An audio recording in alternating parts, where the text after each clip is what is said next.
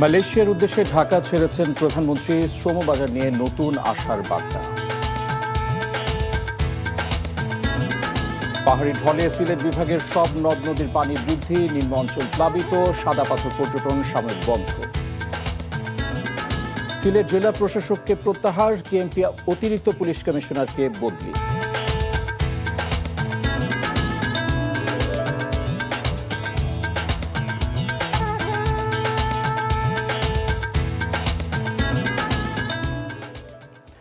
আসসালামু আলাইকুম, মোহাম্মদ ইফতেখার স্বাগত জানাচ্ছি এনটিভির দেশের খবরে। ক্রাউন সিমেন্ট শিরোনাম দেখছিলেন, এবার চলে যাব পুরো খবরে। প্রধানমন্ত্রী হবার পর প্রথম বিদেশ সফরে মালয়েশিয়ার পথে রয়েছেন তারেক রহমান। প্রধানমন্ত্রীর এই সফরে দীর্ঘদিনের শ্রমবাজার সংকট সমাধান হবে বলে মনে করেন দেশটিতে কর্মরত শ্রমিকরা। তারা বলছেন, দেশের অর্থনীতির ভিত শক্তিশালী করতে মালয়েশিয়ার শ্রমবাজারের বিকল্প নেই। তাই মালয়েশিয়ার প্রধানমন্ত্রীর সাথে তারেক রহমানের বৈঠক এবং দুদেশের মধ্যে স্বাক্ষরিত এমওইউ এবং সর্বোপরি তার সফর দিচ্ছে নতুন আশার বার্তা। মালয়েশিয়া থেকে জানাচ্ছেন স্পেশাল করেসপন্ডেন্ট হাসান মাহমুদ। অর্থনীতির বৈচিত্র্যকরণ অভিযাত্রা এবং আধুনিকীকরণে মালয়েশিয়া এক অনন্য রাষ্ট্র দক্ষিণ এশিয়ায়। প্রধানমন্ত্রী হিসেবে প্রথম সফরে মালয়েশিয়ায় বাংলাদেশের সরকার প্রধান স্ত্রী ডাক্তার জুবাইদা রহমান ও সফর সঙ্গীদের নিয়ে মালয়েশিয়ায় যাত্রাকালে প্রধানমন্ত্রীকে বিমানবন্দরে বিদায় জানান সরকারের মন্ত্রী ও উচ্চ পর্যায়ের কর্মকর্তারা। মাননীয় প্রধানমন্ত্রী গেলেন, সফর সঙ্গী গেছেন 13 জন মালয়েশিয়াতে, আর চায়নাতে হবে 24 জন। এত কম সফর সঙ্গী নিয়ে আমার মনে হয় না অতীতে কোনো প্রধানমন্ত্রী দেশের বাইরে গিয়েছেন। এটা অবশ্যই একটা ভালো দিক।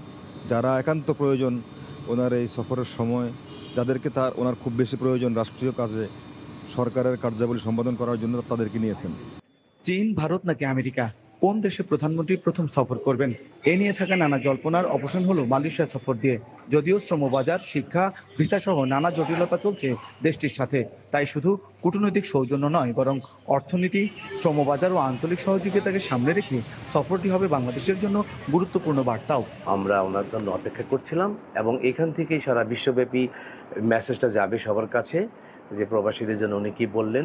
যদি উনি কথা বলেন, তবে উনি যদি এসে আমাদের সাথে কথা নাও বলেন, আমরা ওনাকে যদি একটু এক নজর দেখতে পারি প্রবাসীরা, এর জন্য আমাদের এখানে একটা সুধী সমাবেশের আয়োজন করেছি এবং আমরা আশা করছি ওনার সাথে আমাদের এই সুধী সমাবেশে সাক্ষাৎ হবে, দেখা হবে। দুই সরকার প্রধানের মধ্যে হতে যাওয়া বৈঠকগুলোতে শ্রমবাজার সম্প্রসারণ, বিনিয়োগ বৃদ্ধি, বাণিজ্য সহযোগিতা এবং দ্বিপাক্ষিক সম্পর্ককে নতুন উচ্চতায় নেয়ার বিষয়গুলো গুরুত্ব পাবে বলে মনে করছেন প্রবাসীরা। মালয়েশিয়া শ্রমবাজারটা আমাদের জন্য সবচেয়ে ভালো একটা বাজার। এখান থেকে অনেক রেমিটেন্স বাংলাদেশে যায়, এখান থেকে অনেক রেমিটেন্স যোদ্ধারা অপমানিত হচ্ছে, মানে অগল তারা অপমানিত হচ্ছে। সরকারকে বলবো এই সরকারের সাথে দ্বিপাক্ষিক আলোচনায় এটাই গুরুত্ব দেওয়ার জন্য আমরা যাতে খুব সহজে এবং খুব তাড়াতাড়ি এবং কম খরচে বৈধ শ্রমিক নিয়ে এসে ব্যবসা বড় করতে পারি, ব্যবসাকে প্রসার ঘটাতে পারি। শুধু নতুন কর্মী পাঠানো নয়, বাংলাদেশি কর্মীদের অধিকার, কর্মপরিবেশ এবং বৈধতার বিষয়গুলো গুরুত্ব পাবে বলে মনে করছেন সংশ্লিষ্টরা। প্রধানমন্ত্রী তারেক রহমানের সফরকে কেন্দ্র করে মালয়েশিয়া থাকা বাংলাদেশি শ্রমবাজারের নানা সংকট ও জটিলতা দ্রুত নিরসন হবে, এমনটাই মনে করছেন এখানের প্রবাসী বাংলাদেশিরা এবং কর্মরত শ্রমিকরাও। তাই প্রধানমন্ত্রীর এই আগমন তাদের জন্য এক আশার বাতিঘর। Hasan Mahmud, NTV news, Kuala Lumpur, Malaysia. টানা বৃষ্টিপাত ও পাহাড়ি ঢলে সুনামগঞ্জের সব নদ নদীর পানি বৃদ্ধি পেয়ে প্লাবিত হয়েছে 2 উপজেলার নিম্নাঞ্চল। তিস্তার পানি বৃদ্ধিতে তলিয়ে গেছে লালমনিরহাটের 5 উপজেলার নদী তীরবর্তী নিচু এলাকা। সিরাজগঞ্জে বিলীন হয়েছে যমুনা তীরের 30 মিটার বাঁধ। এদিকে বৈরী আবহাওয়ায় সিলেটের জনপ্রিয় পর্যটন কেন্দ্র সাদা পাথরে পর্যটকদের না যাওয়ার অনুরোধ জানিয়েছে প্রশাসন। বিস্তারিত শওকত করিমের ডেস্ক রিপোর্টে। কয়েকদিনের ভারী বর্ষণ এবং উজান থেকে নেমে আসা পাহাড়ি ঢলে বিপদসীমা ছুঁই ছুঁই সুনামগঞ্জের সব নদ নদীর পানি। দোয়ারাবাজার উপজেলায় খাসিমারা নদীর পানি বেড়ে ঢুকে পড়েছে লোকালয়ে। জাদুকাটা নদীর পানি উপচে ডুবে গেছে তাহিরপুরের আনোয়ারপুর সড়ক। স্বল্পমেয়াদী বন্যার আশঙ্কায় নদী পাড়ের মানুষ। টানা বৃষ্টি ও ঢলের পানিতে বৃদ্ধি পেয়েছে সিলেটের সুরমা ও কুশিয়ারা নদীর পানি। দু একদিনের মধ্যে বিপদসীমা অতিক্রমের আশঙ্কা, ক্রমাগত বৃদ্ধি পাচ্ছে অন্যান্য নদীর পানিও। এ অবস্থায় সাময়িক সাদা পাথর পর্যটন কেন্দ্র ভ্রমণে নিরুৎসাহিত করা হচ্ছে প্রশাসনের তরফ থেকে। উজানের ঢল ও ভারী বর্ষণে অব্যাহত সিরাজগঞ্জে যমুনার পানি বৃদ্ধি, হুমকির মুখে ফসলি জমি, বসত ভিটা। পাট আছে, ধুনচা আছে, ফসলি জমি, এগুলো তো বিলীন হয়ে যেতেছে। ভাঙন শুরু হয়ে গেছে গা, এখন আরো চলে যাবো। আর মেরামত না করলে জমি জমা ছিল সব নদীর ভিতরে চলে গেছে। এখন আর আমার জমি কোনো জমি নাই। আমাদের মূল যেটা দাবি আর কি, এখানে একটা স্থায়ী বাঁধের দরকার। ইতিমধ্যে বিলীন হয়েছে সদর উপজেলার রতনকান্দি ইউনিয়নের নদীর ডান তীর রক্ষা বাঁধের 30 মিটার। 15,000 জিও ব্যাগ নিয়ে রাখছি, যাতে বাঁধ কিংবা গুরুত্বপূর্ণ রাখার সঙ্গে সঙ্গে আমরা সেটা ব্যবস্থা গ্রহণ করতে পারি। আর আমাদের যে অন্যান্য যে প্রস্তুতিগুলা সেগুলো আছে, এবং আমাদের যারা ঠিকাদার কাজ করে তাদেরও আমরা প্রিপেয়ার্ড রাখতে বলছি, যে কোনো মুহূর্তে ডাকলে যাতে তারা লোকবল নিয়ে আসে।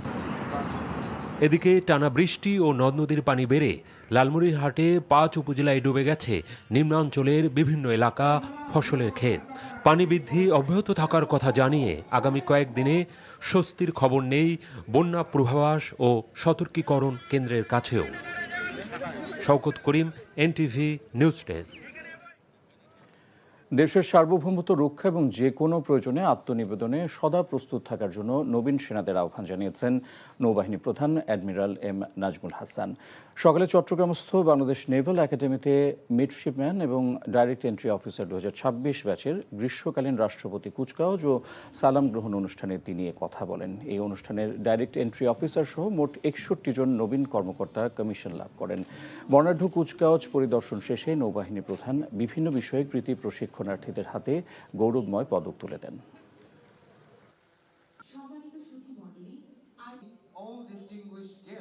আমি দ্ব্যর্থহীনভাবে বলতে চাই, দেশের প্রয়োজনে সর্বদা নিবেদিত থেকে যে কোনো প্রকার ত্যাগ স্বীকার করার জন্য বাংলাদেশ নৌবাহিনীর প্রতিটি সদস্য সদা প্রস্তুত এবং ভবিষ্যতেও প্রস্তুত থাকবে ইনশাআল্লাহ।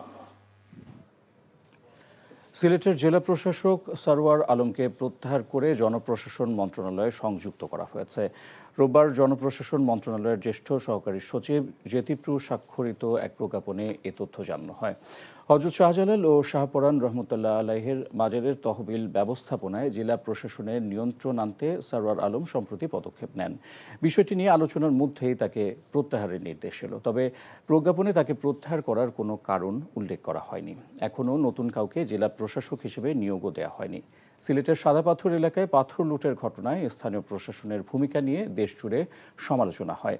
এরপর সরওয়ার আলমকে সিলেটের ডিসি হিসেবে নিয়োগ দেওয়া হয়েছিল। বেফাঁস মন্তব্য করায় খুলনা মেট্রোপলিটন পুলিশের অতিরিক্ত কমিশনার মোহাম্মদ রাশিদুল ইসলাম খানকে স্ট্যান্ড রিলিজ করে পুলিশ হেডকোয়ার্টার্সে সংযুক্ত করা হয়েছে।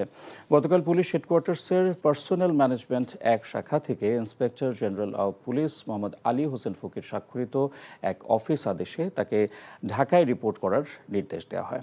গত মঙ্গলবার নগরীর লবণচড়া থানার মহিরবাড়ি খালপাড় এলাকায় স্থানীয়দের সঙ্গে মতবিনিময় সভায় তিনি বলেন, দারোগা বা ইন্সপেক্টরকে বলার পর কোনো ইনফরমেশন যদি ফাঁস হয় সেক্ষেত্রে ওই ইন্সপেক্টরকে ঝুলায় দেওয়া হবে, তাকে পিটায় মারা হবে। পরে তার এ কথা গণমাধ্যমে ভাইরাল হয়। 4 কর্মদিবসে ঝিনাইদহের কালীগঞ্জ উপজেলার 5 বছরের শিশু তাবাসসুম আক্তার তোয়া হত্যা মামলার যুক্তিতর্ক উপস্থাপন শেষ হয়েছে। কাল রায়ের দিন ধার্য করা হয়েছে।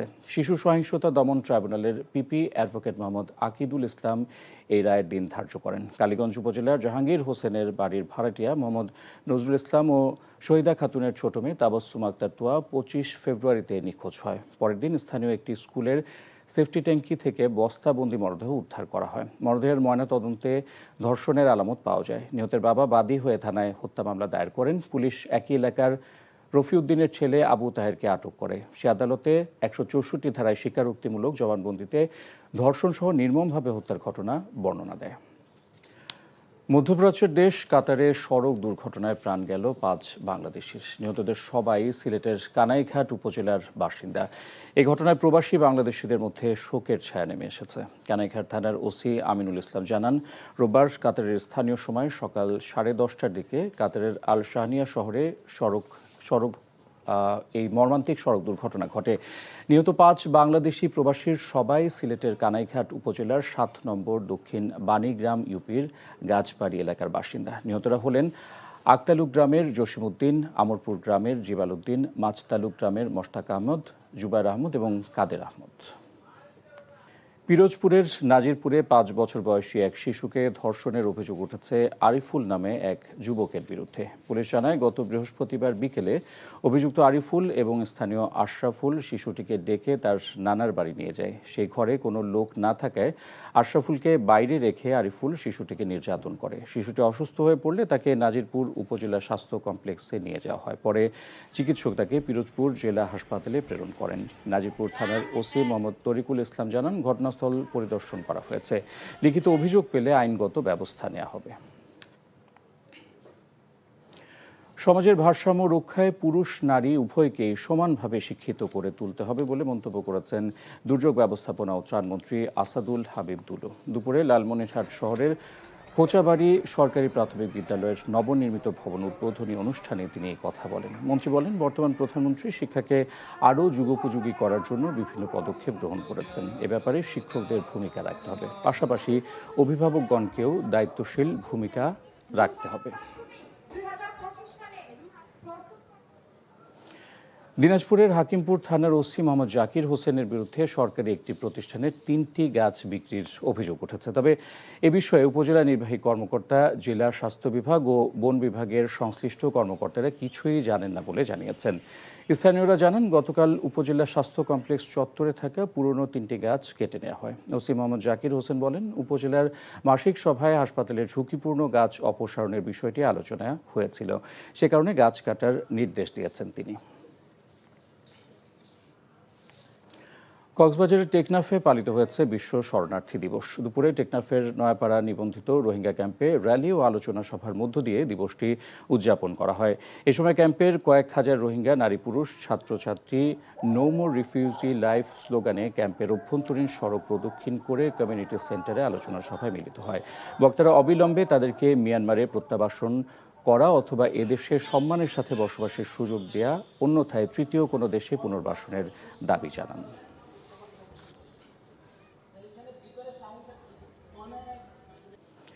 কক্সবাজার বিমানবন্দরে পাচারকালে 10,000 পিস ইয়াবাসহ যাত্রীবেশী এক নারীকে আটক করেছে বিমানবন্দর কর্তৃপক্ষ।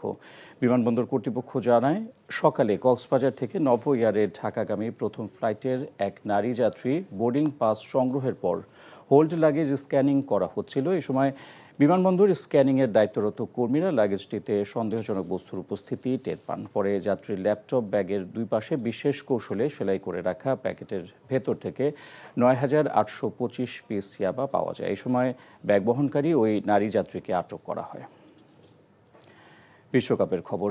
এই ফুটবল বিশ্বকাপের উন্মাদনায় উত্তাল সারা দেশ। বিভিন্ন দলের সমর্থনে ব্যানার ফেস্টুন নিয়ে আনন্দ র্যালি করেছে সমর্থকরা।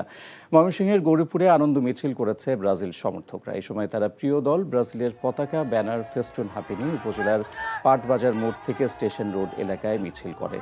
প্রিয় দলের সমর্থনে বিভিন্ন স্লোগান দেয় তারা। সমর্থকদের প্রত্যাশা, এবারের বিশ্বকাপ জয়ের মাধ্যমে ব্রাজিল তাদের হেক্সা মিশন সফল করবে। এদিকে বিশ্বকাপে ফুটবল ব্রাজিলের সমর্থনে নিজের 10তলা ভবনের ছাদে একটি 110টি ব্রাজিলের জাতীয় পতাকা উড়িয়েছে কুমিল্লার এক সমর্থক। তিনি জানান, ছোট থেকে ব্রাজিলের প্রতি ভালোবাসা থাকায় প্রতিবার বিশ্বকাপ এলে এমন আয়োজন করেন।